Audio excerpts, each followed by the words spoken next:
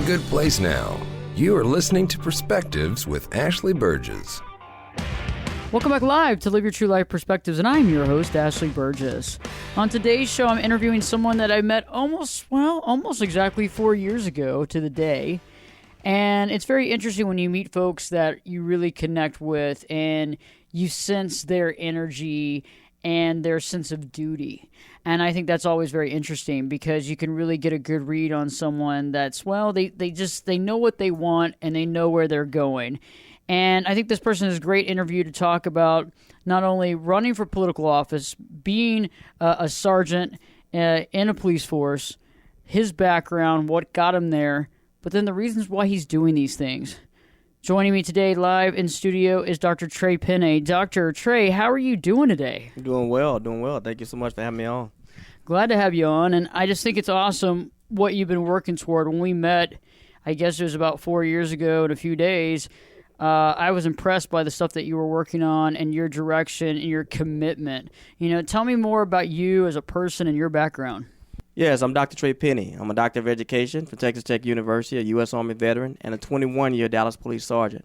I'm currently running for U.S. Congress in Texas, Congressional District 30, and I'm running to address 28 years of failed socioeconomic policy, including the lack of economic development, failing schools, and a high crime rate.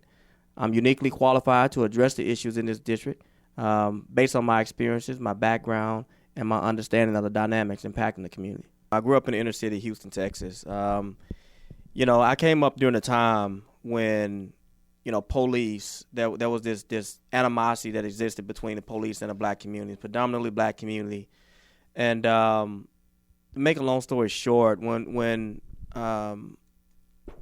we see a lot of the parallels that are happening today with the anti-police sentiment and different things that are going on in society. My community was a little bit worse than that. It was more of a, we were anti-government, anti-police, anti-everything. And, I was one of these young advocates. I believed in that. That was something that I thought was the norm growing up because everybody was doing it. That's what it was, And, the reality was, although we had this anti-police sentiment, we were being victimized at a higher rate than anywhere else in the country. In fact, this was, we were being victimized at a rate higher than it was in L.A., and L.A. had criminal gangs at the time. Now, so I grew up in Houston, Texas. I don't know if I got that part in. But, the crazy thing about this is, and when I tell people about this, about how bad the community was, George H.W. Bush launched his war on drugs from the park across the street from my grandmother's house back then. Are you serious? Yeah. That was my first. Let's say that was my first impression of the Bushes. Then that was like the first thing I even knew about a presidency or anything like that. I just thought it was funny because I was young back then. I think I was like 12 or 13, and he launched his war on drugs from the park in my neighborhood called Carver Park, and they block everything out. You know how they do when the president come in. But I thought it was funny because the houses right across the street were like the dope houses, right? So, you had all the drug users and whatever sitting on buckets in the front yard, watching the president, and he was launching his war on drugs. It was just funny just to see that whole thing play out. And we sitting in a ditch, kind of, looking at this whole thing, and I just, that whole parallel was just crazy then, and then to see where we are now. It's like, to go through all that and the community breakdown was bad then, and we just hadn't seen very much progress in a lot of those communities. It's still the same. So, but anyway, going back to where I was, I grew up in the inner city, predominantly black community. I was a young advocate, hating the police, didn't want the police there, and I say everyone's an advocate until they become a victim. And at the age of 16, I witnessed my cousin get killed in front of me the day before her wedding day, and that changed my life. That was like the catalyst. How old were you? 16. How old was your cousin? 23. What happened? Family event. It was actually her fiance's bachelor party, and you know how the family do. They, you know, get the drinking, and you know everybody, you know, everybody go to acting a fool, and you know, she wasn't even involved in it. Actually, you know, when they got into a fight, her fiance got into a fight with one of the family friends. My aunt went down and got my cousin out the house, you know, out my grandmother's house to come get her fiance, and she went down there to get him, and you know, the guy pulled out the shotgun and shot, you know, and hit her in the chest. So, you know, I was, you know, and you watched that whole thing happen. Yeah, I caught the end of it. You know, I was actually walking through the trail, you know, going to the, cause my family lived on this dead end road. So as I was coming through the trail, I, you know, I heard the shot, and my whole family's on this street. So in my mind, I'm like, you know, I'm going to see what's going on. Mm-hmm. And as I start running through the trail, the guy that did it, the family friend that we all knew, he ran past me. So I'm not thinking anything of it. I just go straight to where it was. And when I got there to my uncle's house, you know, my cousin was laying in the front yard. And, you know, like I said, the police, these guys showed up, and none of the officers looked like me, man. I'm telling you, that was like, I say the most impressionable time of my life. You know, it was the most impactful time as well. Those guys didn't look like me, but they treated my family with respect. And you know, my family was the one that didn't want to cooperate with everything. You know, we just had this thing in the culture, within the culture, about just not cooperating with the police, and you know, they didn't, and that was just kind of like the part that showed me the fallacy and everything that I had believed growing up. And that forced me to do the most controversial thing anybody could have done at that time, to get out. And what'd you do? Joined the Army. Wow. What happened when you said, "Hey, I'm joining the Army"? What happened then? Oh man, everything shut down. I mean, just, you know, family shunned me. Just, you know, friends. You know, all my friends like said I sold out. You know. If you think about it, you know, there was this movie, Boys in the Hood, right? Mm-hmm. And there was a part in there, a line where Lawrence Fishburne says, "There's no place for a black man in a white man's army." So the whole community kind of, you know, that was kind of like the thing, you know. I mean, obviously we had veterans in the community, but for my generation, you know, it was like, nah, man, there's no place for a black man in a white man's army. So, but I didn't have no options. You know, there was no way out. I mean, nobody talked about going to college or going. I can't go off to get no scholarship to college. Look at me, I'm 5'6". I can't go play professional basketball. You know, but no. But the reality was there was nothing. There was nowhere to go. There was nothing to do, and you know, I was trying to get out. And at the same time, I had another conflict that was happening in my life as well. I had my teenage girlfriend that was also pregnant. So this was a thing, and you know, so when I go talk to these when I talk to a lot of these conservative groups that are the real pro-life, they're real hardcore in their beliefs, and you know, they'll ask me about, you know, why does the black community, you know, why is that like abortion is such a big thing, you know? And I was like, you know, that's all anybody knew. That's it. And for me being a young father, man, that was, you know, I remember going to my girlfriend at the time, you know, going to her parents and trying to convince them not to abort my son, you know, not to abort the child, because she was a kid too. She was 15, I was 16. You know, we was kids, you know. Yeah. And but I knew that I wanted to do something better. I didn't want the kid to have my kind of life, you know. I wanted to do something better. And I was able to convince this family that I was going to take care of this child. I was going to join the military. I was going to leave. So you had all this stuff happening at once. And like I said, I joined the Army, and they let her keep the baby. You know, we got married. I got married when I was 17. Wow, you got married at 17? Yeah. She was 16. I got married and went to the Army, and you know, I brought her with me for a little while. You know, keep in mind, you know, I stayed in the field a lot. So, here she is. She's 17 years old. She out here with a baby, and, she trying to raise this baby, and I ain't never there. So I come out the field one day, and she packed up and went back home. So I was stationed in Hawaii at the time. So, yeah, so it was like, man, it was tough. It was tough. But, no, the reality was, if you really think about it, there's a lot of these behaviors that are happening in the community. We've never addressed it. I mean, the system's still the same. It's the same system we've been having for years. But I just thank God that I was able to work my way through that whole situation. I kept my son, and right now I'm proud to say that my son's a 25-year-old microbiologist who actually studies DNA for pregnant women. Look at the irony in that. That's amazing. That's awesome. That's a great. A lot of times we are in these programs and cycles and patterns, like you're saying, like in communities where we have something happen, but we just replay it instead of changing it up. Like your son that's amazing. He's studying that. Yeah. Could be a much different situation. Let me ask you though, going back to being enlisting in the Army and doing that. Did you get any support from your family, or did it take you to come back and be done, and then people started supporting you, or was there any support that ever came from that? No, that wasn't no support. Actually, my grandmother. Really all I really had my grandmother anyway.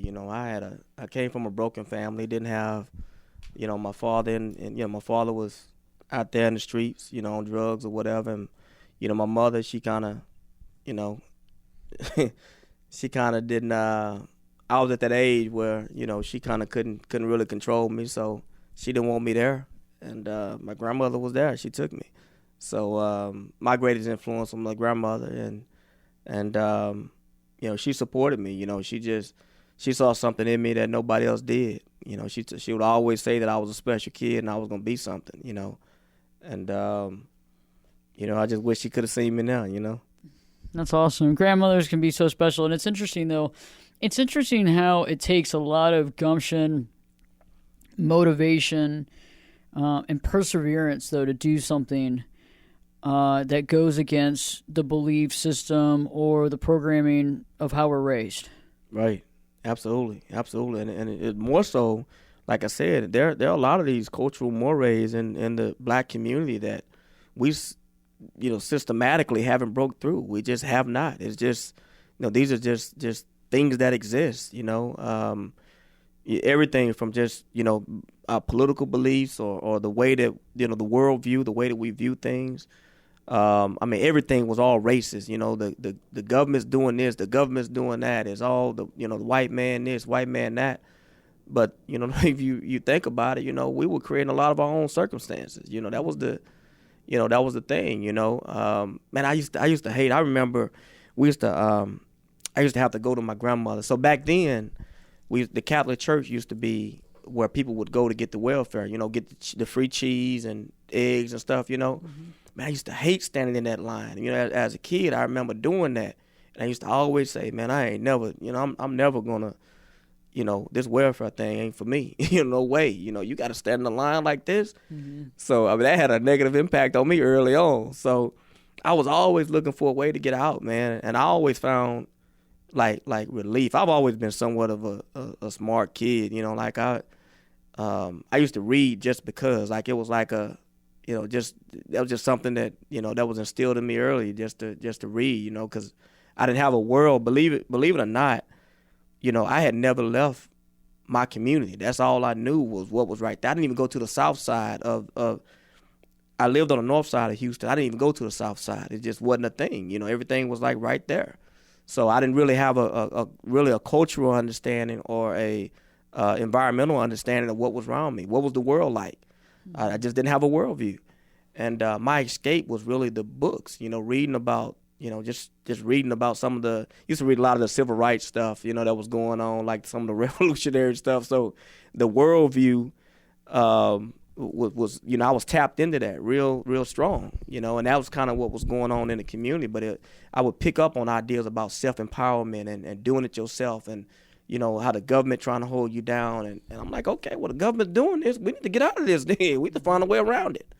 So I was always trying to get a way out. I said before I was gone, as soon as I got a chance, and I remember my cousin, man, she was I was kind of like the pretty kid. So, like. I love that. So my cousin used to, the one that, Jackie, her name was Jackie, She used to have long hair, believe it or not, right? She used to have long hair. She used to braid my hair all the time, and she used to always talk about how she was going to leave. That's painful. It's I know that the feeling of that, and obviously the emotional connection is still very real and can be very raw. It's interesting. It's like when you look at your life and coming out of the military. So you came out of the military. How many years did you spend out there? Did 4 years. 4 years. 4 years in the Army, yeah. You came back, and did you continue the marriage, or did you move on, or? No. That I ended up, me and my childhood sweetheart ended up getting we got a divorce. We moved on. My first job was Dallas Police. I actually met my wife. So my current wife I met in Hawaii. Her dad was in the military as well. Yeah, he was in the Marines, And so I met her, and we got married, and I asked her to come back with me, and she came back, and we've been together ever since. So. And so there you are. So you're back, and then you move up to Dallas, and you start working at the Dallas Police Department. Dallas Police Department, yeah. So how was that? I'm sure that was kind of bittersweet, knowing that the family dynamic and that sort of thing. But walking in those doors and starting that career, how did that feel at the time? Was there empowerment? Yes. I knew that I wanted to be. So when I left to go to the Army, I knew that I wanted to be a police officer. I just didn't know how to get there. I didn't know what was that route. So, but I know that I needed college. So what I would do was I would take college in between my deployment schedule, when I was in the military. And so I had enough hours to be able to apply for Dallas. I knew I couldn't go home because, my family is what it is. I got, we got problems in the family, so I couldn't be police there. So I wanted to be Dallas Police. I mean, Dallas was like still a premier police department.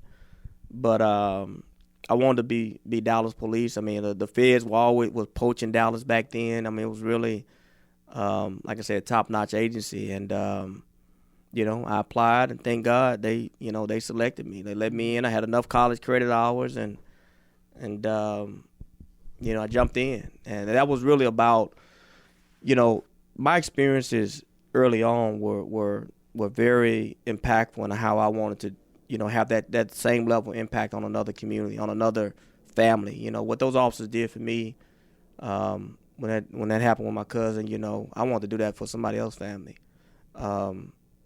Whether or not those officers know what they did impacted my life, they did. So.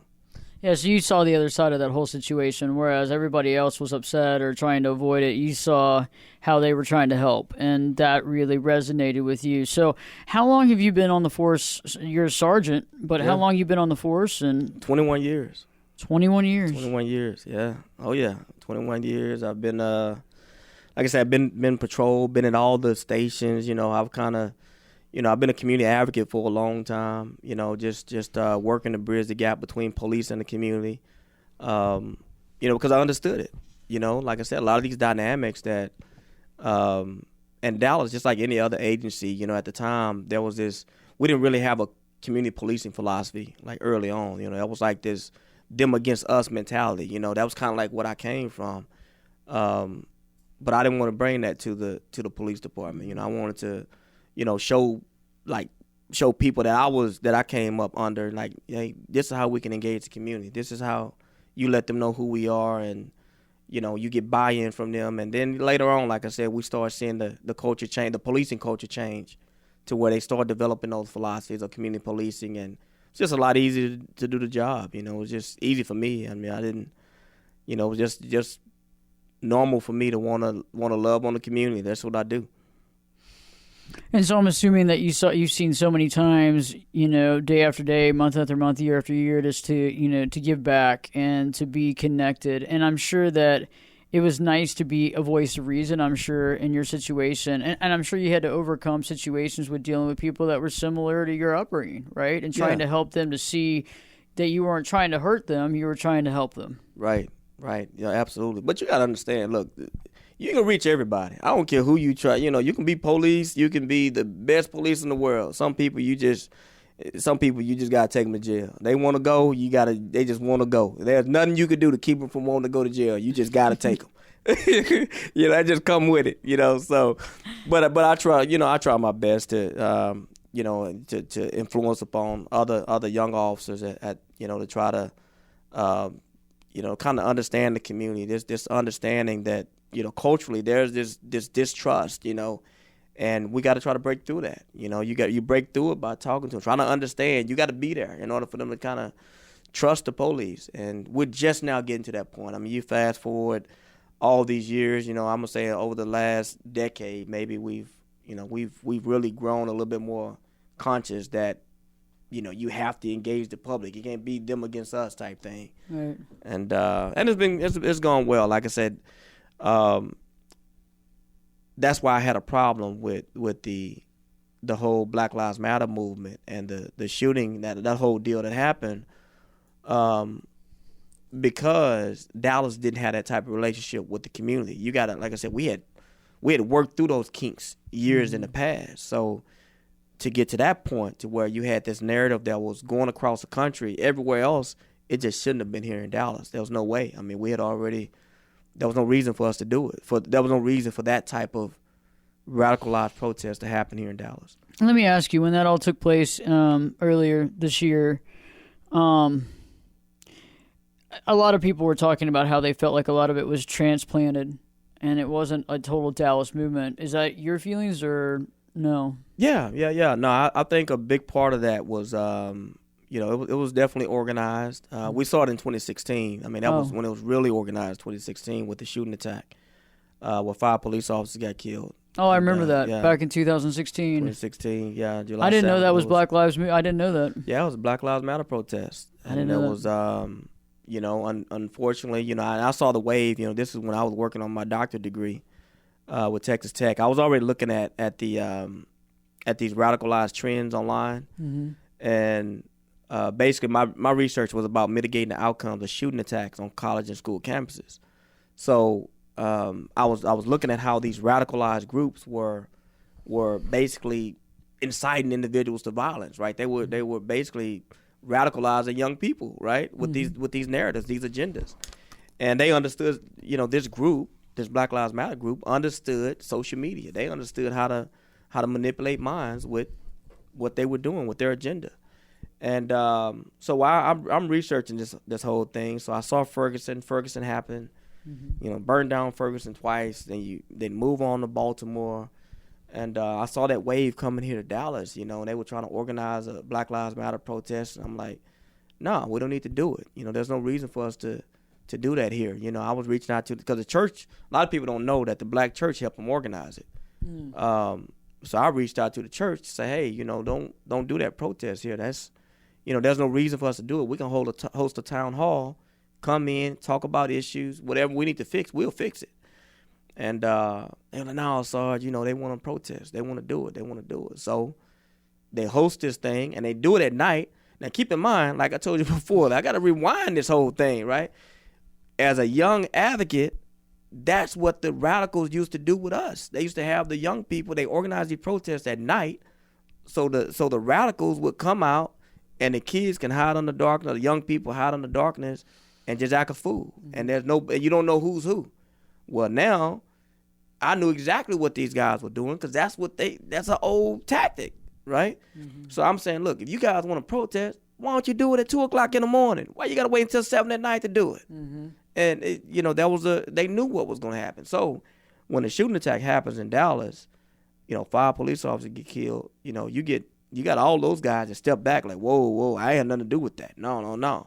Well, my thing is, if it's your party, you host it, you should be held liable, right? If you have a party at your house, people come in, get hurt, you're not liable for that? Yeah, you're liable for it. Well, that's the way that should have happened. That should have, those individuals should have been held accountable. But, they let it go, and I tried to do what I needed to do. I wanted to break the movement. I wanted to break that whole radicalized agenda. That was a catalyst for me filing the federal lawsuit against Black Lives Matter and all the radicals and all that because, I saw the agenda and I did not want any other officers to be subject to any of these type of radicalized attacks. Hashtag kill police. I mean, that, come on, there's no place for that. What is that? But unfortunately, like I said, we lost officers behind that. And I was at the memorial. Yeah. I can't believe that was, wow, it was several years ago. I was at that memorial. That was powerful. Man, but the nation came together. I mean, it was beautiful. I mean, we had people from all over the world here in Dallas. I mean, that touched so many people, and I'm very appreciative of the support that we received. Now, keeping in mind, I'm also a community advocate, a law enforcement advocate, and I was over the Dallas Fallen Officer Foundation. I'm still over the Dallas Fallen Officer Foundation.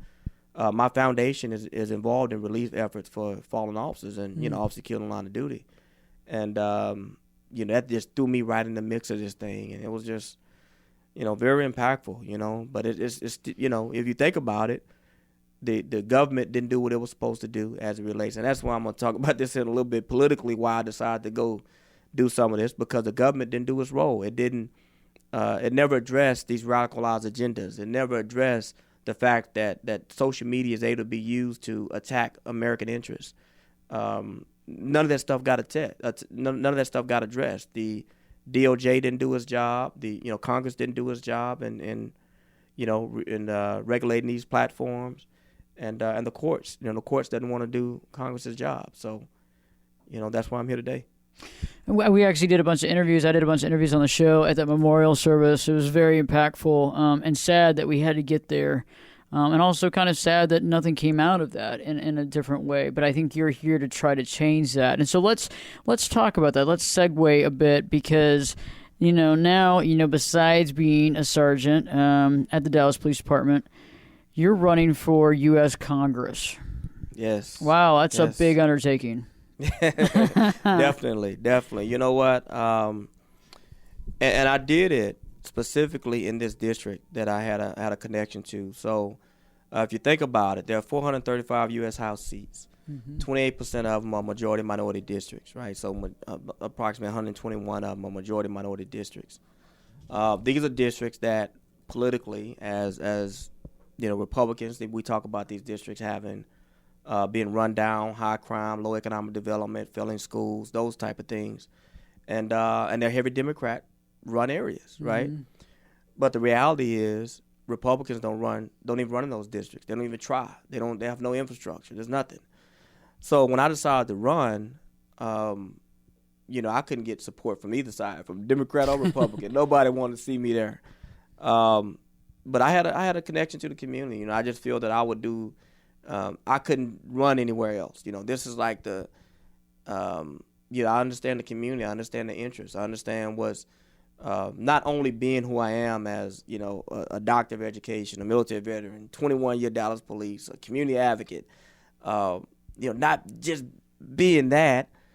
The person I'm running against was a 28-year incumbent, the greatest argument for term limits. There's no reason for nobody to. There's no reason for me not to run against her. I can say that. Well, I agree with you right there. I think that there needs to be limits. And to me also, it's like, sometimes it's like, okay, eventually there has to be some sort of a grade.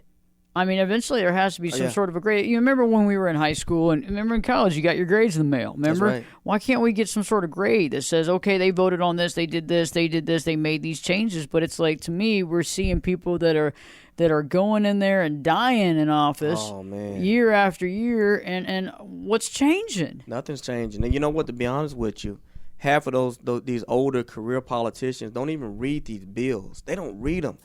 And I don't know if you even pay attention to any of these bills. A lot of them are 400 and 500 pages long. You know what? Yes. The Patriot Act was 800 pages long initially. Who in the world read that? Who read it? 5 people. But that was the fallacy in it, because the federal government had to come. I mean, the courts. After lawsuits, there was a lot of stuff in the Patriot Act about intrusions on personal liberties, where they can spying on your phone and just all kind of stuff. And the courts had to go in and pull a lot of that stuff out. So what we have in the current Patriot Act is not what was originally, in the original thing. And I say that to say that, there's a fallacy in government when you put people in office and they're able to stay there as long as they want to be. I mean, they become disconnected from the community. They become politicians. They become bought off by the special interests. There's so many different things that happen. That's the reason why we have term limits on our president, so that a president can get in and get bought out by foreign interests or whatever. Everything else. There's no reason to not have term limits for congressional leaders. No, I totally agree with you, because I think we've seen that without it, you're right. It's just the disconnect, and I remember Immanuel Kant. The concept of the veil of ignorance principle. You can't. Yes. We can't. We're basically making laws, and these people are okaying the laws because they don't have to follow them. They never have to. They're thinking, okay, I'll be here for as long as I'm here. This will never apply to me. You know? It's funny you bring that up, because you hear all these arguments about this Affordable Care Act, the Obamacare. None of those congressional leaders, they got free medical. They can go wherever they want to go. I know. That's but they want to talk about you and your insurance and it was these illegal mandates. Nobody really wants to talk about the monster in the room, which is really the insurance companies. Mm-hmm. Healthcare shouldn't be for profit, but that's a whole nother discussion. The bottom line is that's where this whole thing stems from. These congressional leaders don't want you to have what they have, mm-hmm. but they want to dictate what's good for you. And I think that's a problem. How can we be a representative democracy if the people that are representing you are not going in and representing your interests? And them thinking, okay, and realizing to a degree, okay, what I pass, because there are term limits, I'm going to eventually have to take and use, and it's not going to be me in this little bubble where I don't have to worry about that. Because it's like if you had to pass law that you would actually have to follow eventually, would that be a different law passed? Yeah, absolutely. Can everyone, you should be looking down the road. You should be looking at how is this going to impact you if you're in that seat, right? You see a lot of them don't even think about the whole Medicare thing, right? They're not even considering their impact on Social Security or Medicare. Why? Because they're concentrating on pensions. They're going to have a lifetime pension. They're going to have lifetime health care. It's just not the same. They're mm-hmm. completely disconnected from what's happening to real people in real life. So I think that's interesting. And I also think it's interesting when people go and run in different areas around the country when they're not really from there in that area, or they claim that they were born there, but they come back after they've been gone for 25, 30 years, whatever. I always find that's very interesting. It's always kind of like the low-lying fruit. But, I respect the fact that you actually are here, been here, running here. And there's a lot of people that don't do that. There's a lot of people that'll claim New York or claim wherever and go back to wherever because there's a seat open or there's an easier way in. And I know that, easier is in, quotes. Yeah, no, but at the same point, you're working it from here, from the standpoint of being, boots on the ground for years, being here and seeing what this area really needs. Yeah, I love the people, man. I just love people, period. And to understand the plight, I can go on and on talking about stories, but just to understand the plight of what people go from and what they come through. Like I got this one story that's a real situation. Where I remember driving through, there was an apartment complex we had down south, like around Keith area. That was a really bad complex, had a lot of shootings come out. And there was also at this time this relationship between the police and the community. They didn't like the police. Mm-hmm. But as police, we like to be proactive. We like to drive through and be on top of calls when they happen. And I remember driving through this apartment complex, and I saw this kid sitting on the curb. And I drove by my squad car, and I saw him. He was sitting down, had his head tucked between his legs, sitting on the curb. And I let my window down and said, "Hey, little man, everything all right?" And he raised his head up and looked at me and said, "I'm just tired." So I'm kind of thinking something wrong. So I get out the car, throw my car in park, get out. "Little man, everything all right? What's wrong?" He said, "I'm tired. I'm tired of running." And I said, "Well, what you running from?" He said, "I'm tired of running behind my friends. They got bikes. I don't got one." And I look up and I see his buddies riding off on their bikes. And I said, "All right, little man, well, why you don't have a bike?" He said, "My mama couldn't afford to give me one." So I said, "Well, hold on a second. I'll be right back." So I jumped in my squad car. And at the time, that was a Toys R Us used to be over there off of Redbird, Camp Wisdom. And I flew down, code 3, go down there, and ran in and grabbed the best bike I could find, and I run out, get it real quick, throw it in the back of the squad car, and I drove back. And I'm praying the whole time that this kid's still going to be here. And when I get there, true enough, he's still sitting there with his head down. And it's a lot of time to be sitting with your head down. Mm-hmm. But I get out the car, and I get a little dude with the bike, and he asked me, was this his? And I was like, yeah, it's yours. And he looked at me, just the joy on his face just really made, it gave me more pleasure to see him smile, And he jumped on his bike and he took off and caught up with his friends. And I think about that kid's situation in relation to what's happening to that district, to District 30.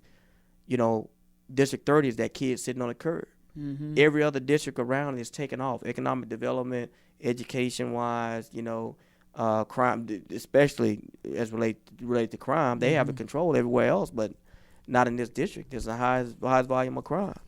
And I just see, this is the district that's sitting on the curb, and it's time for this district to have a bike, to be able to take off and catch up with everybody else. So, that's what I'm here to do. I'm here to provide that so we can catch up. We got to have somebody that understands these new ideas, that can see a future, and I can see it. Let me ask you a question, Tre, because I know how, my whole life I put myself out there, and you're going to get great response, and you're going to have people that love you, and you change their life, and, you put yourself out there, and you're going to get some not so nice response. Yeah, of course. How have you stayed motivated through this, through putting yourself out there on this election? How do you stay motivated? How do you just say, keep refocusing and keep pushing forward? How do you do that? Because I know there's a lot of folks out there listening to this show right now, and they're saying, hey, I might not be running for U.S. Congress, but I'm really working hard, and I'm scared, and I know I got a voice, and I'm just trying to help people. How do you keep motivated, even if it's scary? What do you do? No, it is hard. But I know that there's a greater calling, right? I remember I was talking to this lady the other day, and she was telling me, Tre, you have just this amazing story, and you could reach so many people. And she was telling me, like, she was talking about Moses in the Bible, right? And she was saying how Moses didn't have he had a stuttering problem, so he didn't speak to the people. Who spoke for him was his brother Aaron. And she said that Aaron went and told the people that what God's, what Moses was there to do. And she was like, Tre, you need an Aaron. And I was like, I don't have an Aaron. I don't have anybody to speak for me. I only know my experience. And she said, no. She said, you do have an Aaron. And she said, Aaron is every contact that you've made, that you've had a relationship with, or you've made a contact with. Those people are going to spread the message. Those people are going to be the ones that are going to say that you're there to represent their interests. And I say that simply to say that what motivates me is to be able to know that I'm impacting people, that I'm touching people, and somebody's going to take something that I've done and use it for the benefit of somebody else. That's powerful. I like to believe so. I want to make my little small mark as whatever I can to improve this country. I mean, we're going through a lot right now. I know if we look at this political thing, everything in the media right now is about the presidency. It's about the president. You got people in communities that think that once they get, President Trump out, that their world's going to change. And the reality is it doesn't happen that way. That's not how politics work, right? That's why we have 3 separate branches of government. We have the executive branch, that's the president, right? We have the legislative, that's Congress, and judicial, that's the courts, okay? They're all separate. That's why we have this checks and balances system. The president can only sign bills. The president can only sign executive orders. Everything else, all policies have to come from Congress, meaning you got to have people in Congress representing your interests, people in Congress creating policy, bills that can go through to actually improve your lifestyle, improve issues in your community. And wherever they run afoul, wherever they come, there are constitutional related issues, then people file lawsuits. And that's what gets the courts involved. And we got to be able to, I think we need to educate the public a little bit more just so they can know that you have to be paying attention to your interests. The most important seats or your local, state, and federal seats. I mean, this is, I get it. The presidency is very important. I mean, that's the figurehead for the country. But the reality is what impacts our life, the issues that impact you, or your taxes. I mean, I can talk all day long about your taxes, because people want their money. Mm-hmm. And you got to think, who's creating bills to help you save money so you can live your life. That's going to be coming from Congress. It's going to be coming from your state legislature. Those are the people that you need to be focused on getting in the office because that's about your livelihood. I don't know about you, how you feel about your money, but I'm, I want to live. I totally agree. I mean, exactly. It's about who's going to affect your bottom line, whether it's, financial, social, but it's all based on Congress. It's all based on people right here. And you're right. A lot of times people see the figurehead as the end-all, be-all of life's existence, and it's just not. It's not. It's not. I mean, I've seen this so long. I mean, just, if you think about it, majority of the black community and the message that was being put out there, the black community believed that when President Obama was running, that he was going to be the end all, like everything was going to be fixed then. Mm-hmm. But if you think about it, now that he's out, you still have these same arguments, these same concerns are happening right now in the community. And now they're saying, okay, now we need to get Trump out and get Biden in mm-hmm. so we can get these things fixed. And I'm like, guys, it's bigger than that. It's not the presidency. It's really not. You have to look at, you really have to look at these other seats. You got to look at your congressional leaders to see what are they doing? What kind of bills are they passing? Why can't they get anything done? Because it's so partisan. It's so Democrat, Republican. I mean, that's why, look, our system is broken. If you look at that, the system is broken. Mm-hmm. Because, and I listened to a lot of these candidates. So nobody wanted to support me in my district. And thank God that I was able to get people outside to get behind me. But mm-hmm. The reality is, okay, if you're not in the majority in the House, you're 218, you're the majority body, right? Mm-hmm. So you're going to be putting forth the bills. I don't care who you are, you're not going to get anything done unless you're in the majority party. So if you're in the minority, if you are, if you have less seats, so right now the Republicans have less seats, all these seats that they talking about that they put money in to unseat these, to win these elections, the bottom line is nothing will get done because they still have to work with somebody who's in the majority. If the Democrat Party wins again, mm-hmm. they still got to work with them to get a bill authored. So there's nothing that a lone congressional congressman can do without having bipartisan policy. It has to be bipartisan. Mm-hmm. And so, unfortunately, our politics right now in America are just polarized, and everybody's going their own different direction. Fortunately, I'm not doing that. I just look. I'm conservative in my ideologies, but I want to get things done for my people. Do you see that there could be a chance? We have a few minutes left. That there could be a chance that we could overcome that as a country. I think we will. I think we have to get some safeguards in place. Nobody wants to touch the media, but we have to realize that the media is just they're free fall right now, and the media is competing with messaging on social media. Mm-hmm. On social media, so you have regular media who they have to sensationalize to get people away from social media because social media is becoming the new narrative, right? And unfortunately, as long as we continue to have that, you're going to have this partisan divide. I mean, it's just, that's where the money's at. That's what people, that's how they run these campaigns. Oh, man, let me tell you something. I can talk mm-hmm. all day long about that. But the money in these elections, man, you wouldn't even believe it. You wouldn't believe the type of money that are poured into these elections. So these candidates, before they even get into office, many of them are bought and paid for by the special interests. You just got to look at these elections.